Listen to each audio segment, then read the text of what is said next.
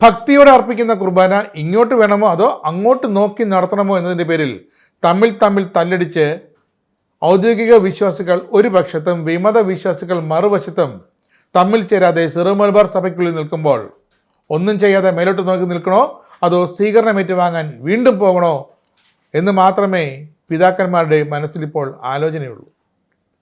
ഇവിടെ അടിമൂത്തപ്പോൾ ബംഗാളിൽ സ്വീകരണം ഏറ്റുവാങ്ങിയിരുന്ന സിറോ മലബാർ സഭയുടെ major archbishop Mar Raphael Thattil പിതാവ് സഭയിൽ അന്യജനമുണ്ടാക്കാൻ ശ്രമിച്ചില്ലെങ്കിൽ എന്ത്, ഇതാ മാരാമൺ കൺവെൻഷനിൽ ഘോരഘോരം പ്രസംഗിച്ച് വിശ്വാസികളെ വീണ്ടും അത്ഭുതത്തിലാക്കാൻ പോകുകയാണ്. പമ്പ മണപ്പുറത്ത് നിന്നും സുവിശേഷൻ പറയാൻ കാട്ടുന്ന വ്യഗ്രതയുടെ ഒരു അംശം പിതാവ് തൻ്റെ രൂപതാ തർക്കത്തിൽ കാട്ടിയിരുന്നെങ്കിൽ എങ്ങനെ ഉണ്ടായേനെ എന്നാണ് ഇപ്പോൾ വിശ്വാസികൾ ചോദിക്കുന്നത്. കാരണം ബുധനാഴ്ചയാണ് ആ ദിനം. മാരാമൺ മണൽപ്പുറത്ത് നിന്ന് തിരുമേനി തൻ്റെ സുവിശേഷ വാക്കുകൾ പറയാൻ പോവുകയാണ്.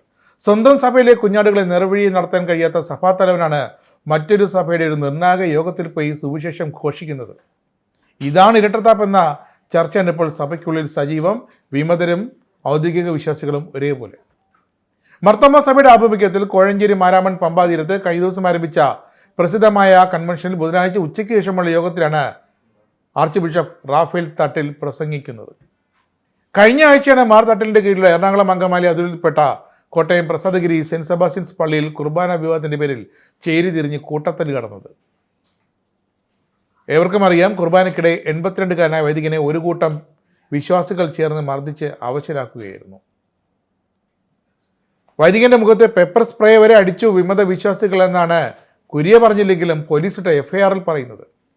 130 വർഷത്തെ മാരാമൺ കൺവെൻഷൻ ഇപ്പോൾ അവിടെ നടക്കുന്നത്. തിയോഡീഷ്യസ് മാർത്തോമ മെത്രോപ്പൊലിത്ത സഭാ തലവനേഷം മിക്ക സഭകളിലെയും ഇങ്ങനെ കുപ്രസിദ്ധി ആർജിച്ച വ്യക്തികളെ തിരിഞ്ഞു പിടിച്ചു കൊണ്ടുവന്നാണ് ഇവിടെ ഇപ്പോൾ പ്രസംഗിക്കുന്നത്.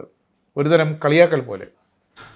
ഭൂമി തട്ടിപ്പ്, നികുതി വെട്ടിപ്പ് തുടങ്ങി നിരവധി കേസുകളിൽ പ്രതിസ്ഥാനം നിൽക്കുന്ന കർദിനാൾ മാർ ആലഞ്ചേരി അങ്ങനെയല്ലെന്ന് ഒരു വിഭാഗം വിശ്വാസികൾ പറഞ്ഞാലും അങ്ങനെയാണ് വാർത്താ മാധ്യമങ്ങളിൽ വരുന്നത്. കൂടാതെ മെഡിക്കൽ കോളേജ് അഡ്മിഷനിൽ വെട്ടിപ്പ്, തട്ടിപ്പ്, വഞ്ചന, വ്യാജരേഖ ചമയ്ക്കൽ തുടങ്ങി ജാമ്യമില്ലാ വകുപ്പുകൾ പ്രകാരം 1 ഡസനിലധികം കേസുകളിലെ പ്രതിയും CSI സഭയുടെ മുൻ മോഡറേറ്ററുമായിരുന്ന ധർമായി റസാലം ഇവരെയൊക്കെ കൺവെൻഷന് വേണ്ടി എത്തിച്ചത് ഏറെ വിവാദമായിരുന്നു. പിന്നീട് എല്ലാവരും അത് മറക്കുകയും ചെയ്തു.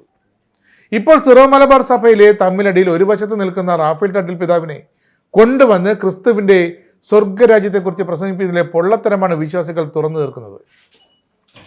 മേജർ ആർച്ച് ബിഷപ്പായി ചുമതലയേറ്റ് 1 വർഷം കഴിഞ്ഞിട്ടും എറണാകുളം അങ്കമാലി അതിരൂപതയിലെ വൈദികരെ നേരിട്ട് മനസ്സിരുത്തി ഒന്ന് കാണാനോ അവരുടെ പ്രശ്നങ്ങൾ കേൾക്കുവാനോ മനസ്സില്ലാത്ത തട്ടിൽ പിതാവ് ഇപ്പോൾ ഈ മർത്തോമ സഭക്കാരുടെ എന്ത് സുവിശേഷമാണ്, എന്ത് സന്ദേശമാണ് നൽകാൻ പോകുന്നത് എന്നാണ് ഇപ്പോൾ ചോദ്യം. നിന്നെപ്പോലെ നിന്റെ അയൽക്കാരനെ സ്നേഹിക്കാൻ പറയുന്നതിൻ്റെ അർത്ഥം സഭാവിശ്വാസികളെ പൊരിവെയിലത്ത് തള്ളിവിട്ടിട്ട് മാരാമണ്ണിൽ ചെന്ന് പ്രസംഗിക്കുക എന്നാണോ എന്നാണ് വിശ്വാസികൾ ചോദിക്കുന്നത്. മാരാമണ്ണിലെങ്കിലും major archbishop Mar Raphael Thattil ചെന്ന് നിന്ന് സഭാതർക്കത്തിൽ തൻ്റെ മനസ്സിലുള്ള നിലപാട് പറഞ്ഞില്ലെങ്കിലും ഒന്ന് തൻ്റെ നിലപാട് വ്യക്തമാക്കിക്കൊള്ളാം. കുർബാനയുടെ ആദ്യ ഭാഗം ജനാഭിമുഖമായും ഇടയിലെ പ്രധാന ഭാഗം അൾത്താരയ്ക്ക് അഭിമുഖമായും അവസാന ഭാഗം ജനാഭിമുഖമായും നിർവഹിക്കുക എന്ന ഏകീകൃത രീതി എറണാകുളത്തും തൃശ്ശൂർ, തലശ്ശേരി രൂപതകളിലും നടപ്പാക്കണോ വേണ്ടയോ എന്ന് മാത്രം പറയാൻ പിതാവിന് ധൈര്യമുണ്ടോ? 99-ലാണ് സിറോ മലബാർ സഭയിലെ ആരാധനാക്രമം പരിഷ്കരിക്കാൻ സിനഡ് ശുപാർശ ചെയ്തത്. അതിന് വത്തിക്കാൻ അനുമതി നൽകിയത് 2021 ജൂലൈയിലാണ്.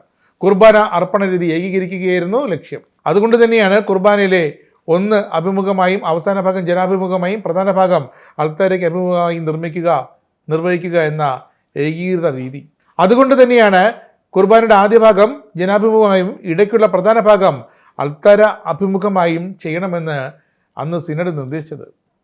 എറണാകുളം അങ്കമാലി അതിരൂപത, തൃശ്ശൂർ, തലശ്ശേരി എന്നിവിടങ്ങളിൽ ജനാഭിമുഖ കുർബാനയാണ് ഇപ്പോഴും പല പള്ളികളിലും നടത്തുന്നത്. നിലവിൽ ചങ്ങനാശ്ശേരി അതിരൂപതയിൽ മാത്രമാണ് ഏകീകൃത രീതിയുള്ളത്. ഇത് നീക്കി എല്ലായിടത്തും അൾത്താര അഭിമുഖ കുർബാന കൊണ്ടുവരാനുള്ള സിനഡിൻ്റെ ശ്രമമാണ് ഇപ്പോൾ ഈ പ്രശ്നങ്ങൾക്ക് കാരണമെങ്കിൽ അതിനൊരു പരിഹാരം വേണം. അതിന് പരിഹാരം കാണാതെ അഭിവന്ദ്യ ആർച്ച് ബിഷപ്പ് മാർ റാഫേൽ തട്ടിൽ ഇങ്ങനെ ബംഗാളിലും റോമിലും ഇറ്റലിയിലും UAE-യിലും അമേരിക്കയിലും പിന്നെ പമ്പാതീരത്തെ മാരാമൺ കൺവെൻഷനൊക്കെ കറങ്ങി നടന്നിട്ട് എന്ത് കാര്യമെന്നാണ് വിശ്വാസികളും ചോദിക്കുന്നത്. നിങ്ങൾക്കും ആനന്ദ മീഡിയയുടെ പ്രേക്ഷകരിൽ ഒരാളാകണ്ടേ? യൂറോപ്പിലും US-ലും ആഫ്രിക്കയിലും അടക്കം പ്രവാസികൾ ഉള്ളയിടങ്ങളിലൊക്കെ ജനപ്രിയ ചാനലുമായി ആനന്ദ് മീഡിയ ഒപ്പമുണ്ട്. ഏഷ്യാനെറ്റ് ഫ്ലവേഴ്സ് അടക്കം നിങ്ങളുടെ വിരൽത്തുമ്പിലെത്തും. ആദ്യം റോക്കു ബോക്സ് സ്വന്തമാക്കുക. അതിൽ നിന്നും ആനന്ദ് മീഡിയ ആപ്ലിക്കേഷൻ ഡൗൺലോഡ് ചെയ്യുക. ഇൻസ്റ്റാൾ ചെയ്യുക. എന്നിട്ട് 0208586651 എന്ന നമ്പറിൽ ഞങ്ങളുടെ കസ്റ്റമർ കെയറിൽ ബന്ധപ്പെടുക.